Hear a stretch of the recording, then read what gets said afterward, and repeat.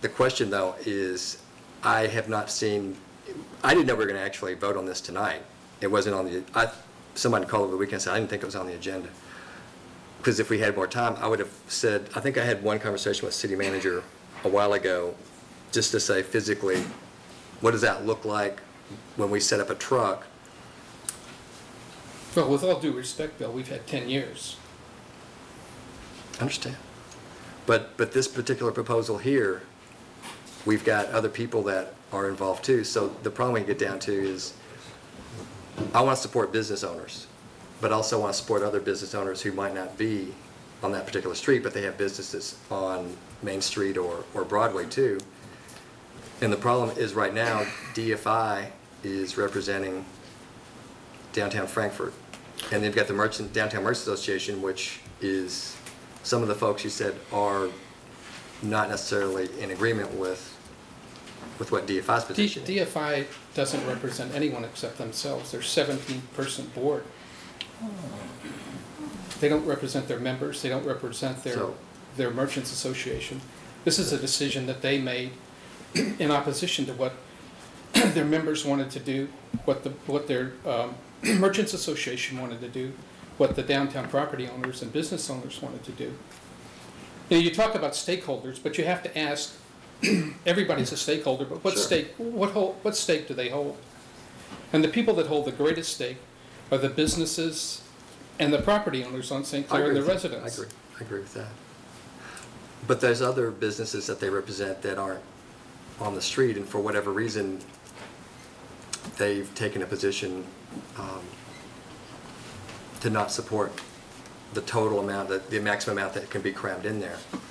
Not crammed in, but that can be placed in there. And that they're willing to compromise on 6 as a starting point. And I'd even be able to say, if it seems like it's safe, having, it takes 3 aerial trucks to really work a structure fire on a large building. And I know we can get them down there. Chiefs, I trust that. But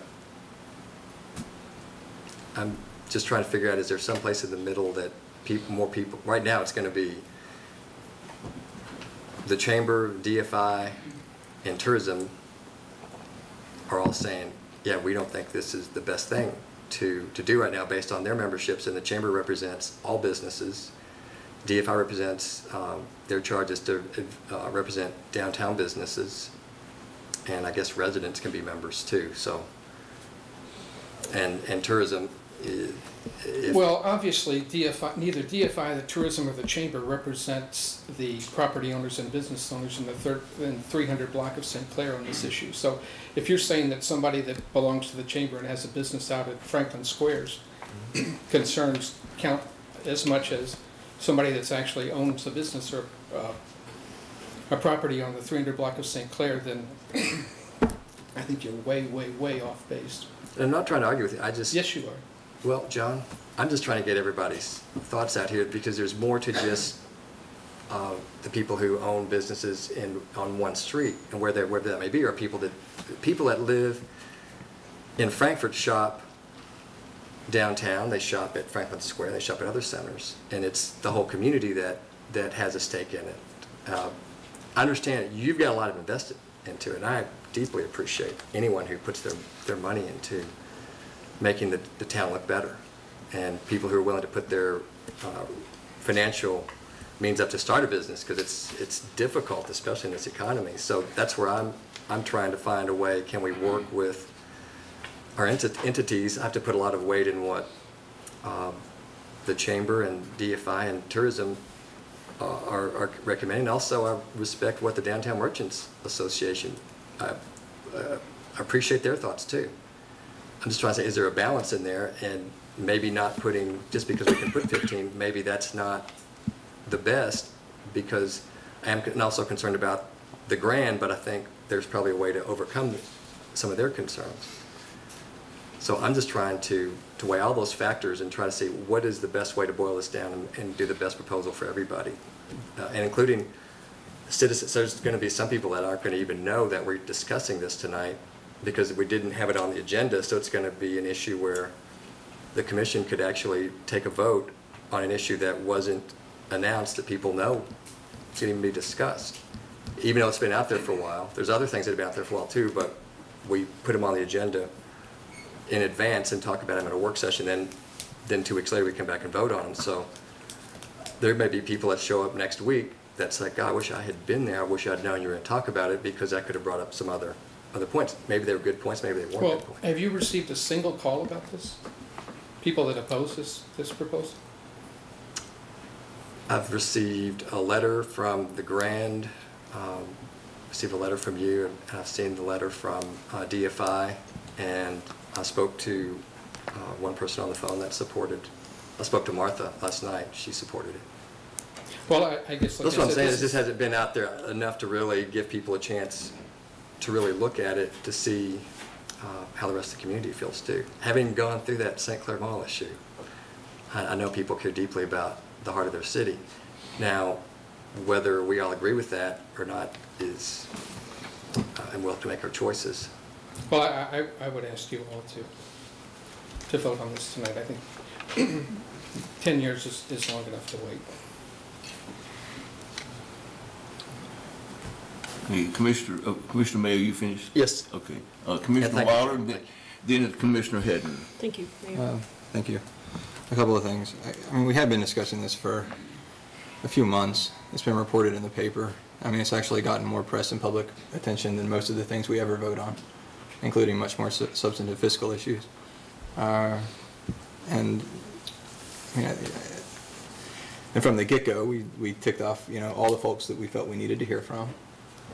We said we did announce that this was going to be discussed again in January. We announced that last year, that we'd like to revisit this in January. We outlined all the folks we wanted to hear from. We have heard back from all of those folks. I mean, so frankly, to come in, I guess my point is that if, I mean, if you wanted to reach out, if any of us wanted to reach out and make sure that we asked other folks about it, I'd say that really could have or should have been brought up last year or a few months ago when we were discussing all the stakeholders who needed to be consulted on this. I guess from my point of view, I mean, we've heard from everybody on the street. I'm hearing Commissioner May articulate concerns about how this might affect property owners on Main Street and Broadway. I've been trying to come up with some hypothetical way this could have an adverse impact on property owners on Main Street and Broadway. I can't even imagine anything. I can't think of any way it would. But I mean, they've all certainly been aware of the fact this is on the table. I mean, I think folks have had ample opportunity to sound off on it. I mean, I'm also hearing Commissioner May claim that we haven't heard back on that nobody's gone out and taken the measurements necessary to see if the trucks fit, and to, and that he hasn't seen the reports on. No, I said I did. I saw that part. Yeah. Well, I'm just. I'm sorry. I thought I heard you say that we haven't seen the measurements and seen what actually would and wouldn't fit in there, and we haven't heard back from staff regarding how many spaces would and wouldn't be appropriate. But of course, we all know that all that work was done, and they shared all that information with us last year. The one reason that I was on the fence on this for a while, I think one of the main points of DFI's opposition to this is that the street was designed to give an unobstructed view of the old Capitol, and that there are aesthetic concerns in terms of getting a bunch of cars there on the street. And that's, I know a lot of folks feel that parking is more important than aesthetics, but I think half the appeal of downtown does reside in its charm and appearance, and so I think that's a relevant concern. But I've been paying a lot of attention to St. Clair since we've been discussing this, and I have yet to see an unobstructed view of the Capitol from the end of St. Clair. I mean, there's always cars parked on the street, usually peppered, usually parked on both sides, kind of back and forth up and down the street. So I think, the pristine unobstructed view, it's a nice concept, but it doesn't exist. I'm not sure that it has existed since the mall was a pedestrian mall. So that's a point that I've managed to walk away from. In fact, if anything, I think that shifting all of the cars over and lining them up would tidy up the appearance of the street instead of having cars kind of scattered and littered left and right, up and down it. So like I said, we've been discussing this for a long time. We said we'd revisit it in January. I'm comfortable with my position on it, but and I'd even be happy to go ahead and vote on that tonight. But if it's the will of the commission to put it off longer, I'll follow the will of the commission. Commissioner Hedden. With this, I just want to make sure that, I know Serafini has concerns, that restaurant, with parking in front of the cafe. Mm-hmm. Just respect that, especially if this is a trial period. Give them the respect they deserve for having a cafe and not trying to block or obstruct a view that they're trying to create. And again, as a trial period, I can support it until we figure out what's going to go on with the parking garage. But 6 spots is 6 spots, 14 spots are 14 spots. Okay, I have Commissioner May. Then I want to recognize City Manager if Commissioner May. I think I just want to clarify, just so people know. I've seen the reports and the diagrams that show the 14, 15 spots, however many we can get in there, depends on how you stack them in. My thought was saying that, if you've got 14 spots, like you do 3, just as a thought, just 1, 2, and 3, and then you skip 4, maybe you skip 4 and 5, so that there can be a delivery truck that pulls in that's going to be temporary, or something like that. That's what I was trying to say. I haven't seen anything that shows. Doesn't sound like, we can do this, but we'd rather not do it. I don't know. I mean, I know they said we can do it, measurement-wise. But when the conversation I had with the city manager in December was when the Cisco delivery truck, the big semi-truck, was there delivering. If that happened, if there was parking on one side of the street, would that delivery truck's going to block the traffic flow? So that was my concern about, from a public safety standpoint. I know they're not delivering trucks, there's not delivery trucks there all day long. But at those points, should there be an access point? If there's a delivery truck, you could have a delivery pull off, and I know it'll take more than, I forgot how many spots a delivery truck would take. A semi-truck, a food truck, or a beer truck. Then that's the thing I would like to just say, hey, we need to think about that. And I just really wasn't ready for it to be on tonight. I think we should, at least if nothing else, if we're going to vote on things, we should announce it. Something like this. This is a pretty big change to the way the community looks. Maybe a good change, but I'm just saying it's a big change. And I think there's a compromise if we need to. I'd rather vote for something that most people can say, well, this may not be the best that I wanted, because they might only want 6, and then the merchants want more.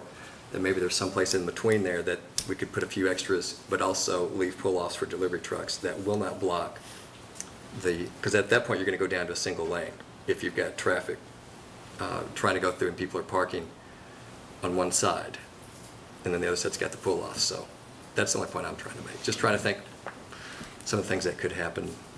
Okay, thank you. Okay. City Manager, Mr. Goins. I'm not trying to argue. Okay, I'm sorry. I'm sorry, I was looking at John. I said, no, I'm not trying to argue, just thinking about it. In a prior commission meeting, it was mentioned that the streetscape project actually was the renovation of the downtown area was paid for by transportation enhancement funds, which go all the way back to '99. And I spoke with Rebecca Hall, our grant writer, and she had drafted a letter to the State Department for Transportation to ask them if there are any restrictions that would apply to altering the original streetscape plan. And this draft letter included, her draft letter included the copy of the letter from the Heritage Council, which notes that this is a very minor change. Nevertheless, Ms. Hall and I thought that it would probably be prudent to send this letter before action was taken, or to make the action contingent upon receipt of this information from the Transportation Cabinet. Okay, all right, thank you. Commissioner Wilder? I've got a question and a comment. Well, I guess first the comment. In regards to the discussion that the commission allegedly did not have regarding spaces reserved for delivery trucks, I mean, we did discuss this. I can't remember if it was in November or December, but the model we saw, and I'll pull this out now, the model we saw wasn't even for 15 parking spaces. It was for 11 parking spaces with, and I can show this around so that folks can see it, but the 4 spaces beyond the first cutout would be marked a delivery zone. And then, of course, the cutout, the street's double wide right there anyway.